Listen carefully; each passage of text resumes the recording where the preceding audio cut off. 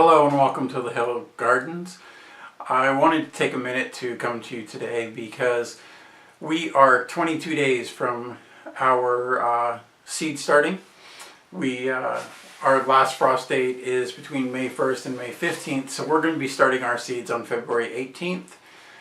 And about 3 weeks ago, our mail started getting flooded with seed catalogs, and our email started receiving specials 2-3 times a week with different companies with different offers.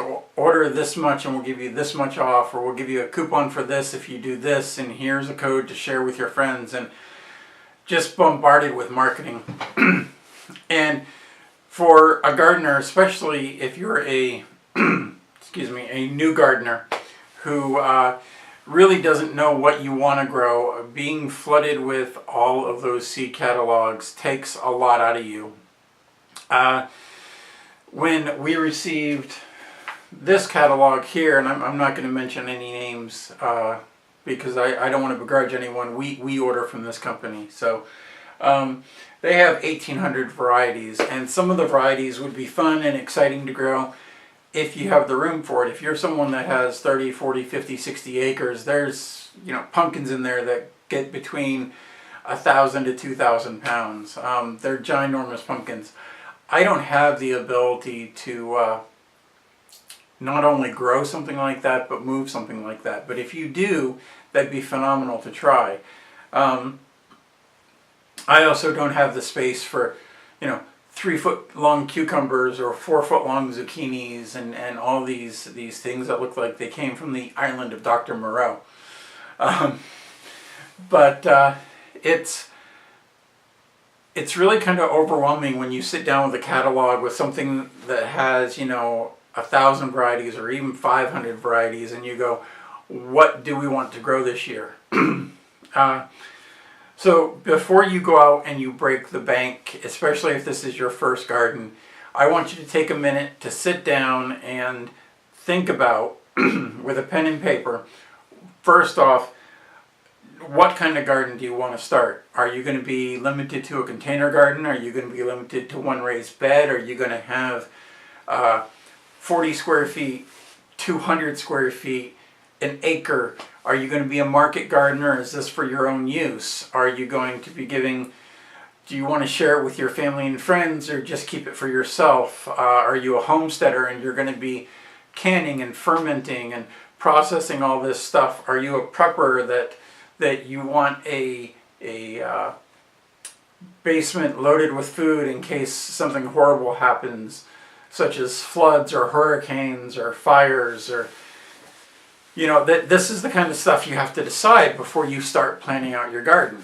And then once you figure out the kind of space you're going to have, then take time to sit down and say, okay, like if you only want the regular vegetables that you can get at the grocery store, your Market More cucumbers or English cucumbers, your cherry bell radishes, parsnips, scarlet Nantes carrots, things of this nature, then by all means, look past all the exotic stuff, especially for your first year, and focus on what you're going to want to eat. Out of a 40 square foot bed last year, we provided food for 3 or 4 months for us, and we grew a lot of the regular varieties. Romaine lettuces, beets, tomatoes, peas, things of that nature. And this year we're going bigger, but we're going to go a little more exotic. And this company here, the one that I said that has the 1,800 varieties, has some really exotic stuff in it. And we're going to grow some of that fun stuff this year. Round carrots.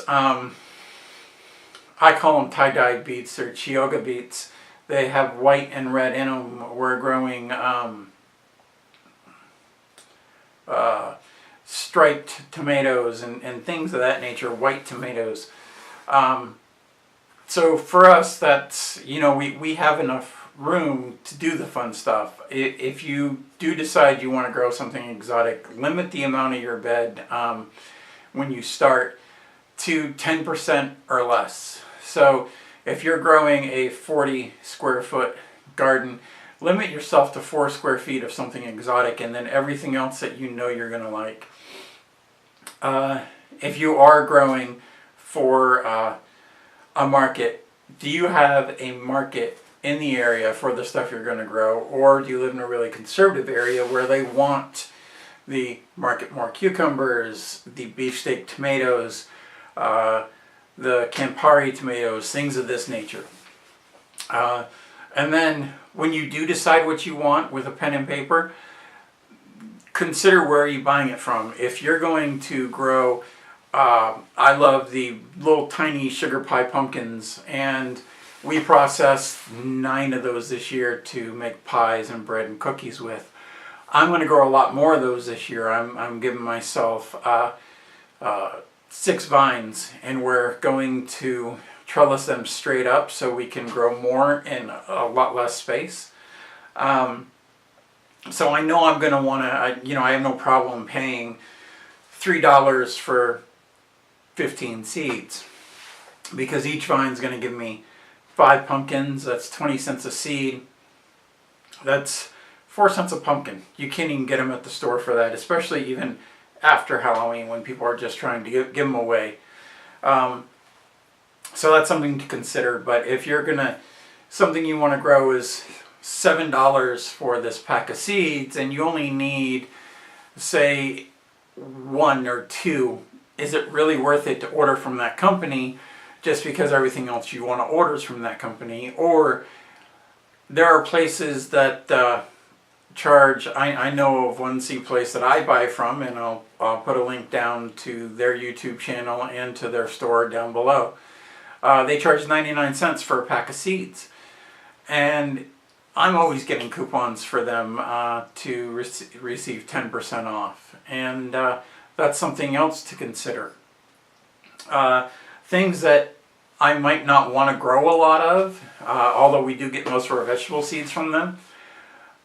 So it's not really a big deal to me, especially with our garden space, to try something new and pay 99 cents for 3 or 4 of them. But I wouldn't pay $7 for like 3 seeds. Especially if we're growing like the Reza Macedonia peppers, those can run you $4 or $5 for a pack of seeds, and you only need 2 or 3 of them. So that's something that I might find someone who has them and say, hey, would you be willing to trade me a few seeds of those for something else? And some packs of seeds you also, you might get, like with carrots, you get 700 of them in a pack, 1,000 of them in a pack. So spending $7 or $5 on a pack of 700 seeds isn't that bad.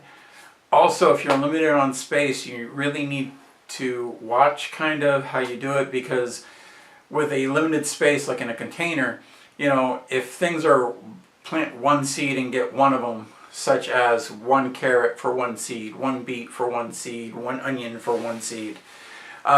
If you're really limited on space, you really don't want to be spending so much to get so little. So before you go out and get overwhelmed and break the bank on your seeds, take a few minutes to sit down and plan out your bed and see what you want to grow. Like I said, it's very easy to get overwhelmed. I've done it. I know a lot of other gardeners who they get these fun catalogs and they go, geez, I want 3 of these and 4 of those, and oh, these would be fun to grow. And then next thing you know, you've got a lot of seeds and no space. So take a few minutes, plan out your garden, go through, price match seeds. If you got to order from 3-4 companies, that's great. I know it's a pain sometimes to order from so many companies, but don't look at seed buying as a one-stop shop for everything. Take your time, shop wisely, shop smart, and stretch your dollar as far as you can go. This is you and your family's food that you're thinking about, and you don't want to spend more than you would at the grocery store. We all need to stretch our dollar as far as we can. So thank you for your time. Like our video. Give us a thumbs up if you liked it. Share it with your friends and family, and subscribe. We're going to be starting our planting, like I said, on February 18th. And we'll show you how to start your garden early and get some really nice tall tomato plants to plant in, so you can grow some tomatoes and peppers and onions right away, so you're ready for when the ground is warm enough for you to plant. Thank you and have a good day.